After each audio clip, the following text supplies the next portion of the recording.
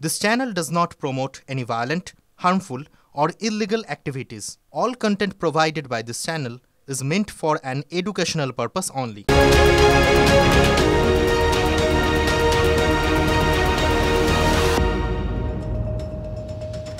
কাল সারা দিন আমরা যে খবরে ছিলাম আজকে সেই খবর আরো গুরুত্বপূর্ণ জায়গায় গিয়েছে। তার কারণ ট্যাংরার যে বেআইনি নির্মাণ কাল পুরকর্মীরা এবং পুলিশ ভাঙতে গিয়ে বাধা পান, আজকে সেখানে পরিস্থিতি জটিলতর হয়েছে, আরো বেশি বচসা। আমাদের প্রতিনিধি সেখানে রয়েছেন সায়ন্ত ভট্টাচার্য, সরাসরি সেই ছবি আপনাদের আমরা দেখাচ্ছি। দেখুন, মহিলারা বিশেষ করে বাধা সৃষ্টি করছেন, তাদের বক্তব্য তারা কিছুতেই বাড়িতে হাত দিতে দেবেন না। এদিকে পুলিশও আজকে নাছোড়বান্দা, বলপ্রয়োগের মাত্রা কিঞ্চিত বেড়েছে বলে মনে করা হচ্ছে। সায়ন্ত, ঠিক এখন কি অবস্থায় দাঁড়িয়ে এবং এটা কতক্ষণ চলতে পারে, শেষ পর্যন্ত কি বোঝানো যাবে তাদের? দেখো, তোমায় কিছুক্ষণ আগে যে আমরা দেখাচ্ছিলাম যে নাওয়া খাওয়া ভুলে গতকাল রাত থেকে এই বাড়ি যারা বাসিন্দা আছে, যারা মহিলা বাসিন্দারা রয়েছে, তারা ভেতরে নিজেদেরকে তালা বন্ধ করে রেখেছিলেন এবং কোনোভাবে এই বাড়ির ভেতরে পুলিশ এবং পুরসভার টিম যাতে না ঢুকতে পারে তার জন্য যাবতীয় ব্যবস্থা রেখেছিলেন। কিন্তু এখন দেখা যাচ্ছে মহিলা পুলিশ কর্মীরা এসছেন, তারা তালা ভেঙে বাড়ির ভেতরে ঢুকেছে। আমি আমার ক্যামেরা পার্সন সূর্যেন্দু বলবো ছবিটা দেখানোর জন্য। একদিকে পুলিশের ব্যাপক ফোর্স এবং অন্যদিকে মহিলা পুলিশ কর্মী এবং পুলিশ কর্মী উভয়ই যথেষ্ট পরিমাণে রয়েছে। তারা কোনোভাবেই ঢুকতে দেবে না, এই পুরসভার কর্মীদের কোনোভাবেই এই বাড়ির ভেতরে ঢুকতে দেবেন না। তবে তারা একটা কথা বলছেন যে তাদের যদি বাড়ি ভাঙার কথা আগে বলা হতো তাহলে এই ধরনের কাণ্ড ঘটতো না। আমি এখানে বহু যারা তুমি দেখতে পাচ্ছ যে এখানে ওপর থেকে অনেকে যারা ভেতরে এখন নিজেকে বন্ধ করে রেখেছে, তারা এখনও ওপরে দাঁড়িয়ে রয়েছেন। তারা ওপরে পুরসভার টিম পৌঁছেছে, তাদের সঙ্গে কথা বলার চেষ্টা করছেন। আর এখানে যারা এই বাড়ি যারা ভুক্তভোগী বাসিন্দা তাদের সঙ্গে কথা বলবো। আপনাদেরকে একবারও নোটিশ দেওয়া হয়েছিল? না, একবারও নোটিশ দেওয়া হয়নি, একবার কিচ্ছু জানানো হয়নি। আচমকাই ভাঙার কথা হয়েছে। 21 তারিখ অবধি তো কাজ হয়েছে, 21 তারিখ অবধি কাজ হয়েছে, প্রমোটার স্যারের কথা হয়েছে। আজকে আচমকাই তো পুলিশ এবং পুরসভার টিম আচমকাই এসছে ভাঙতে। এখন তো ভাঙবেন, রীতিমতো নাছোড়বান্দা, কি করবেন আপনারা? সেইটাই তো, কি করব আমরা? আমি দুটো বাচ্চা নিয়ে, আমার স্বামী নেই, আমি কি করব? আমাদের কেউ নেই, তো আমরা যাবো কোথায়? আমাদের এতগুলো লোকের মাথা ছাদ কেড়ে নেবে, আমরা যাবো কোথায়? আমাদের মাথার ছাদ তো দরকার। তুমি শুনতে পেলে যে এই প্রশ্ন যেন বারবার উঠছে যে পুরসভা এই বেআইনি বলে এই বাড়িটিকে ঘোষণা করেছে, কিন্তু প্রশ্ন উঠছে যে পুরসভার নিয়ম রয়েছে যে এই বাড়ি ভাঙারাতে নির্দিষ্ট টাইম দিতে, সময় দিতে। বেশ সায়ন্ত, তুমি আমাদের সঙ্গে থাকো। স্বাভাবিক, ওই বাড়ি যে বাড়িগুলোকে নিয়ে বিতর্ক, সেই বাড়ির বাসিন্দারা বিনিদ্র রাত কাটিয়েছেন, সারা রাত প্রায় তারা পাহারা দিয়েছেন। আজ যখন আবার নতুন করে পুলিশ এবং পুরকর্মীরা যান, তখন কি অবস্থা হয়েছিল সেখানে দেখুন একবার।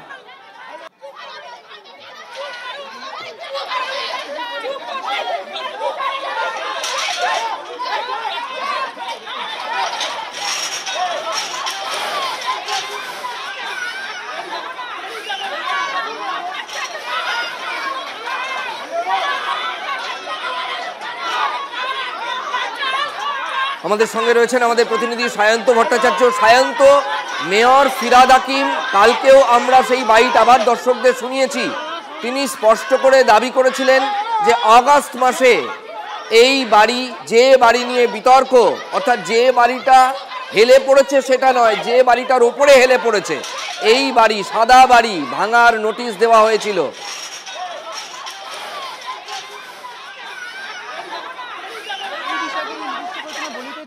যে বাড়ির নোটিশ দেওয়া হয়েছে বলে গতকাল কলকাতার মেয়র ফিরহাদ হাকিম দাবি করেছেন, নোটিশ কিন্তু এখানকার যারা মানুষ, যারা এই বাড়িটা ফ্ল্যাট কিনেছেন এখানে বহুতলে, তারা দাবি করছেন তারা কোনো রকম নোটিশ পায়নি। তাদের দাবি যদি প্রমোটার পেয়ে থাকে সেটা প্রমোটার জানে, তারা কি করে জানবেন? তারা কেউ 17 লক্ষ টাকা, কেউ 20 লক্ষ টাকা, কেউ 22 লক্ষ টাকা দিয়ে ফ্ল্যাট কিনেছেন। না সায়ন্ত, আরেকটা প্রশ্ন, নোটিশ যদি দেওয়া হয় তাহলে সেই বাড়ির বিল্ডিং এর যেটা মেন গেট, সেখানে একবারে কংক্রিটের দেয়ালেই তো নোটিশ চিপকে দিয়ে আসা হয়। আমরা তো তাই দেখি যে এটা পরিত্যক্ত বাড়ি বা এটা বিপজ্জনক বাড়ি। একদমই তোমাকে আমি সেই ছবিটা দেখাবো যে বাড়িটাকে নিয়ে মূলত বিতর্ক বেঁধেছিল। দেখো, তুমি এরকম নোটিশ দেওয়া থাকে, এই দেখো এইখানে নোটিশ দেওয়া রয়েছে 411(2), 411(4) এরকম নোটিশ দেওয়া থাকে যে বাড়িগুলো বিপজ্জনক বলা হয়, বেআইনি বলা হয়। অথচ যে বাড়িটাকে ঘিরে এখন নতুন বিতর্ক সাদা বাড়ি, সেই বাড়িতে কিন্তু কোনো নোটিশ সাটানো নেই। এটাই মূলত কিন্তু এখানকার বাসিন্দাদের বক্তব্য। তাহলে নোটিশটা দিল কাকে? কোনো দেওয়ালে নেই, কোনো দরজায় নেই, কোথাও দেওয়া হয়নি। বেশ, এলাকার কাউন্সিলর সায়ন্ত, তুমি প্লিজ আমাদের সঙ্গে থাকো, আবার ফিরবো তোমার কাছে। এলাকার কাউন্সিলর সন্দীপন সাহা আমাদের সঙ্গে রয়েছেন। সন্দীপন বাবু, কাল আপনাকে যে প্রশ্নগুলো করেছিলাম আজকেও তার পুনরাবৃত্তি করতে হচ্ছে। আজকে সেই একই পরিস্থিতি, শেষ পর্যন্ত প্রশাসন কি বল প্রয়োগেই ভরসা রাখবে? না, এখন ওখানে কি পরিস্থিতি এটা আমার জানা নেই। দেখুন, 401-এর নোটিশ আগেও বলেছি অগাস্ট 2024-এ হয়েছিল, এবং এই বিল্ডিংটা যেরকম ভাবে সংকটজনক হয়ে রয়েছে, এই বিল্ডিংটা ডেমোলিশন করা আবশ্যক, নয়তো ওখানে অনেক ক্ষয়ক্ষতি হবে। এবার আইন অনুযায়ী কর্পোরেশন যেই ব্যবস্থা নেওয়ার, বিল্ডিং ডিপার্টমেন্ট সেই ব্যবস্থাই কর্পোরেশন নিচ্ছে। আচ্ছা, মেয়র সাহেব জানিয়েছিলেন একটা কথা, সেটা হচ্ছে যে বাড়িটা হেলে গেছে, একটু কনফিউশন প্রথমে ছিল, যেটা এখন আর নেই, সেই বাড়িটা ভাঙার জন্য এরা যাননি। যে বাড়িটার গায়ে হেলে গেছে সেটা আসলে বেআইনি বাড়ি, ফলে সেটা ভাঙার জন্য গেছেন। এ তো স্ট্রাকচারাল ইঞ্জিনিয়ার সেখানে গেছিল, তারা গিয়ে সার্ভে করেছে, করে যে রিপোর্ট দিয়েছে সেই রিপোর্টের ভিত্তিতে কর্পোরেশনের বিল্ডিং ডিপার্টমেন্ট সেই রিপোর্টের ভিত্তিতেই যা করার করছে। আচ্ছা,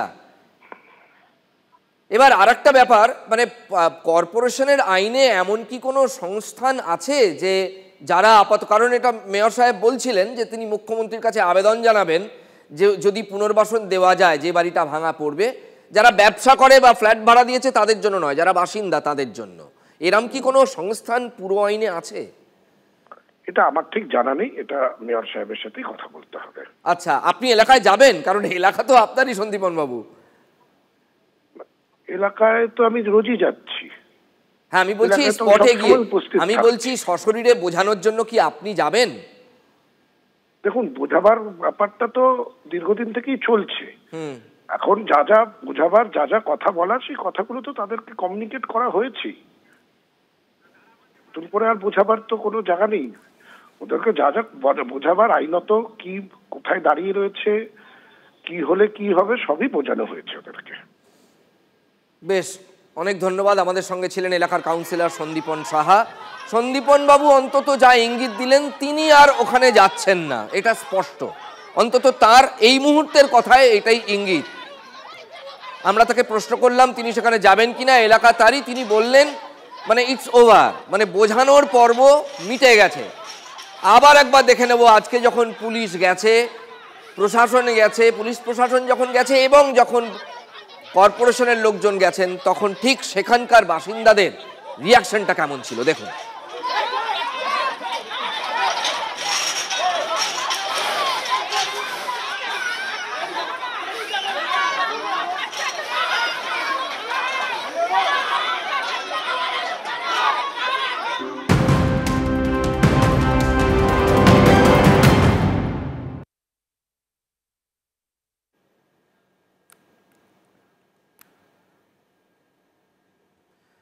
হরিণঘাটার পর যোগেশচন্দ্র ল কলেজেও সরস্বতী পুজোয় বাধা দেওয়ার অভিযোগ।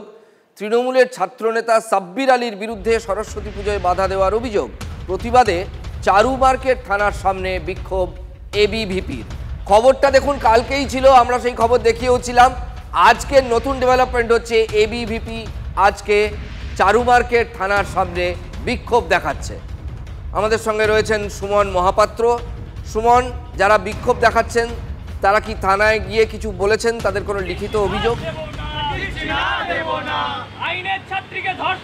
দেখো, টিভি9 বাংলা যে খবর ব্রেক করেছিল যে যোগেশচন্দ্র চৌধুরী ল কলেজে এক বহিরাগত তৃণমূল ছাত্রনেতা দাদাগিরির জন্য সরস্বতী পুজো করা যাচ্ছে না, এমনটা অভিযোগ উঠে এসেছিল। সেই জায়গা থেকে এবিভিপি আজকে কিন্তু সরাসরি চলে এসছে চারু মার্কেট থানা এবং তাদের হাতে সরস্বতীর মূর্তি, সেই সরস্বতীর প্রতিমা নিয়ে এসে কিন্তু তারা বিক্ষোভ প্রদর্শন করছে এবং কিন্তু তারা চারু মার্কেট থানায় ডেপুটেশন জমা দিচ্ছে এবং তাদের দাবি সরস্বতী পুজো করতে দিতে হবে, কোনো মতেই সরস্বতী পুজো বন্ধ করা যাবে না, কোনো ছাত্রনেতার দাদাগিরি চলবে না। এই মর্মেই কিন্তু তারা চারু মার্কেট থানায় এসেছেন এবং আমি তাদের সঙ্গে কথা বলবো। আপনারা যোগেশচন্দ্র চৌধুরী ল কলেজের পড়ুয়াদের সাথে কথা বলেছেন? আমাদের কলকাতা মহানগর সম্পাদক এবং ছাত্রীদের পক্ষ থেকে আমাদের সিনিয়র দিদি ওনারা গেছেন এবং কিছু ছাত্রও গেছেন ডেপুটেশন জমা দিতে থানায় এই মুহূর্তে। এবং তার এই অবস্থাতে মানে রীতিমতো পশ্চিমবঙ্গে এখন ভয়ের বাতাবরণ। এটা আমরা পাকিস্তানে বাস করছি না, আফগানিস্তানে বাস করছি বা বাংলাদেশে বাস করছি না, এটা খোদ কলকাতায় কালীঘাট থেকে 10 মিনিট হাঁটা পথে একটা কলেজে, সেখানে মোহাম্মদ সাবির আলী নামে একজন বহিরাগত, সে এসে বলছে সরস্বতী পুজো হতে দেবো না। এই তৃণমূল ছাত্রনেতা দাদাগিরির বিরুদ্ধেই কিন্তু তারা পথে নেমেছেন। চারু মার্কেট থানায় তাদের ডেপুটেশন কর্মসূচি। আচ্ছা সুমন, বিতর্কটা তো কাল থেকে চলছে এবং এত প্রচার করা হচ্ছে, একটা পরিষ্কার কথা তোমায় জিজ্ঞেস করি, এখানে কলেজ কর্তৃপক্ষ বা অন্যরা মিলে যারা এই পুজোর দায়িত্বে আছেন, কালকে প্রিন্সিপাল বলছিলেন টিচার ইনচার্জকে দায়িত্ব দেওয়া হয়েছে, শেষ পর্যন্ত সরস্বতী পুজো যোগেশচন্দ্র ল কলেজে হচ্ছে কি হচ্ছে না? দেখো রাজাদা, আজকের যে খবর, আজকে আমরা Jogeshchandra Chowdhury law college visit করেছিলাম, সেখানে দেখা যাচ্ছে যে দুটো সরস্বতী পুজো হচ্ছে। একটা পুজো হচ্ছে যোগেশচন্দ্র চৌধুরী ল কলেজের পড়ুয়াদের পক্ষ থেকে, আরেকটা পুজো হচ্ছে যোগেশচন্দ্র চৌধুরী কলেজের পড়ুয়াদের পক্ষ থেকে। কলকাতা পুলিশের হস্তক্ষেপে এই দুটো পুজো সম্ভব হচ্ছে এবং গেটে পুলিশ পিকেটিং বসানো হয়েছে যাতে বিশৃঙ্খলা এড়ানো যায়। এবং এই প্রিন্সিপাল তিনি কিন্তু ক্যাম্পাসে আসছেন না, দুটো কলেজের ছাত্ররা সেম ক্যাম্পাস যেহেতু শেয়ার করে, তাই দুটো পৃথক পুজো তারা অনুষ্ঠিত করছে এবছর। বেশ, এখানে দেখো সরস্বতী পুজো তো বটে, একটা ইস্যু বটেই, কিন্তু এই যে সাব্বির আলী, ইনি কোথাও একটা মানে লার্জার দ্যান লাইফ একটা বিষয় হয়ে বসে আছে আর কি। সাব্বির আলী কেন, তার এত দাপট কি, তার বিরুদ্ধে অভিযোগ, কত বয়স তার, কি করে এত প্রতিপত্তি অর্জন করলেন? শুনুন তো কি বলছেন তার বিরুদ্ধে যারা বলছেন। বাইরের কিছু বহিরাগত যারা আর কি, বাইরের লোক, বেসিক্যালি মোহাম্মদ সাব্বির আলী এবং গ্রুপ, ওই জায়গার তোলাবাজ, তারা কলেজের ভেতরে ঢোকে, আমাদের সরস্বতী পুজোকে প্রিভেন্ট করার চেষ্টা করে। এবং সেই বিষয়ে যখন আমরা সেটাকে আর কি বলি যে না এরকম হবে না, বা আমরা আর কি সেই বিষয়ে আমরা বলি যে এগুলো করলে হবে না, তখন আমাদের মেয়েদের তারা রেপ থ্রেট দেয়, ডেথ থ্রেট দেয়, বলে যে বাড়িতে ছেলে ঢুকিয়ে দেবো ইত্যাদি ইত্যাদি, আরও অনেক বাজে বাজে ভাষায় তারা গালিগালাজ করে। গুরুত্বপূর্ণ ফেস্টিভ্যাল হলো সরস্বতী পুজো, সবার সরস্বতী পূজা করার অধিকার আছে, তাহলে আমাদের নেই কেন? আমাদেরকে আটকাচ্ছে কেন? আমাদেরকে ডেথ থ্রেট দেওয়া হচ্ছে, রেপ থ্রেট দেওয়া হচ্ছে, বলছে আনোয়ার শাহ দিয়ে গেলে মেরে ফেলে রেখে দেবে। এটা কি ওদের এলাকা? এই তোলাবাজিরা কী করছে আমাদের এগেনস্টে? আমরা তো সাধারণত একটি আর্টিকেল 21 রাইট টু লাইফের আমরা একটা ফেস্টিভ্যাল সেলিব্রেট করার অধিকার চাইছি, প্রত্যেকটা স্টুডেন্টের কি অধিকার নেই সরস্বতী পূজা করার? তাহলে আজকে আমাদের এগেনস্টে উঠছে কেন? যে কলেজের কোনো ছাত্র বা ছাত্রী যারা এই শব্দবন্ধ উচ্চারণ করেছে তারা ছাত্র নয়, তারা ছাত্র নয়, তারা ছাত্র নয়।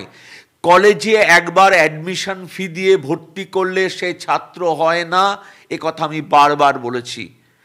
বহিরাগত যে টিআইসিকে এই সরস্বতী পুজোর দায়িত্ব দেওয়া হয়েছে তাকে এবং তার সঙ্গে একজন অধ্যাপিকা ছিলেন, তাদের রাস্তায় 40 জন ঘিরে ধরে কালকে হিউমিলেট করেছেন। এই সাব্বির আলীর বিরুদ্ধে তারপরে তিনি আজকে আমাকে জানিয়েছেন তিনি আর কলেজে যাচ্ছেন না। আমি বলছি এই সাব্বির আলীর বিরুদ্ধে পুলিশ কেন কোনো পদক্ষেপ করছে না? সেটা তো পুলিশ বলতে পারবে, পুলিশের কর্তারা বলতে পারবে। আসলে আমাদের দেশে আইনটা কি, ঘটনাটা বিয়ন্ড লিমিট যখন চলে যায়, যখন সাব্বির আলী শেখ শাহজাহানে রূপান্তরিত হয় তখন পুলিশ ব্যবস্থা নেয়। এটা আমাদের দেশের আইনি ব্যবস্থা। কেন আমি জানি না। যাদের দেখা যাচ্ছে একটা বিরাট অংশ তারা স্কুলের গণ্ডি পেরোয়নি, স্কুলের গণ্ডি তারা পেরোয়নি, কলেজে পাশ করে গেছে, 10 বছর ধরে পড়েছে গ্র্যাজুয়েশন, হ্যাঁ, মানে গ্র্যাজুয়েশনটাই গবেষণার মতো করে করেছে।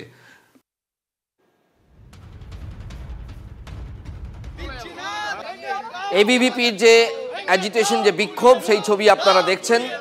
বড় ইস্যু হয়ে গিয়েছে সরস্বতী পুজোয় বাধা, তৃণমূল ছাত্র পরিষদের নেতা সাব্বির আলীর বিরুদ্ধে, এবং তার এমনই প্রতাপ যে তার জন্য শিক্ষক, অশিক্ষক, কর্মচারী, প্রিন্সিপাল কলেজে টেকা দেয়। শুধুই সরস্বতী ইস্যু নয়, এমন প্রতাপ এই তৃণমূল ছাত্র পরিষদ নেতার, তার বিরুদ্ধে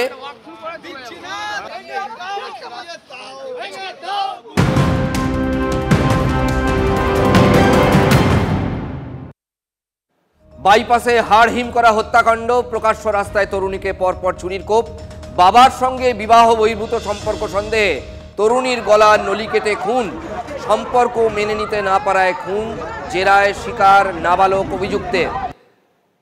এই ঠিক সেই ছবি, ঘটনা ঘটার পরেই সেই ছবি, অভিযুক্ত নাবালক। শুনুন কি কথোপকথন কালকে সেখানে চলছিল, ধরে ফেলেছিল এলাকাবাসী।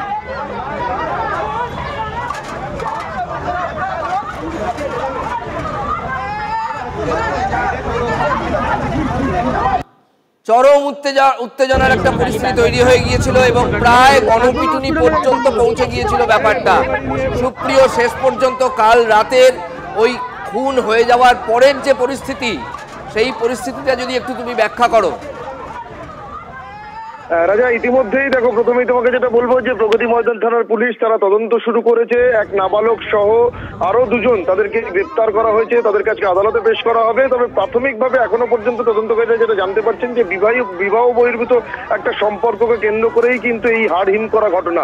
এবং এই যে তরুণী রাফিয়া শাকিল নামের যে তরুণী, 24 বয়স, সে এই বাইপাস লাগোয়া মেট্রোপলিটনের কাছে গতকাল রাতে একটি ফোর হুইলার গাড়ি থেকে নামে এবং তারপরেই তার পেছন এক নাবালক এবং আরো একজন যুবক এবং এক মহিলা তারা ছুটে যায়। এবং সেই সময় যেটা প্রত্যক্ষদর্শীরা যেটা দাবি করছেন বা যে ছবি আমরা এখনো পর্যন্ত ভাইরাল হিসেবে সামনে উঠে আসতে দেখছি, সেখানে যেটা দেখা যাচ্ছে যে ওই তরুণীর ওপরে গিয়ে এই নাবালক সে একটি ছুরি নিয়ে একের পর এক ছুরি দিয়ে আঘাত করতে থাকে, এমনকি তার গলায় আঘাত করা হয় এবং তারপরেই সে রক্তাক্ত অবস্থায় ওই এলাকা থেকে ওই তরুণী ওই অবস্থাতেই পালিয়ে যাওয়ার চেষ্টা করেন। আর সেই সময় উপস্থিত আশপাশের যারা ছিলেন তারাই কিন্তু পুলিশকে ডাকে এবং ওই তরুণীকে এনআরএস হাসপাতালে নিয়ে যাওয়া হয়। এবং ঠিক তার পাশাপাশি যাদের বিরুদ্ধে অভিযোগ, অর্থাৎ এক নাবালক এবং তার সঙ্গে থাকা আরো এক যুবক এবং এক মহিলা।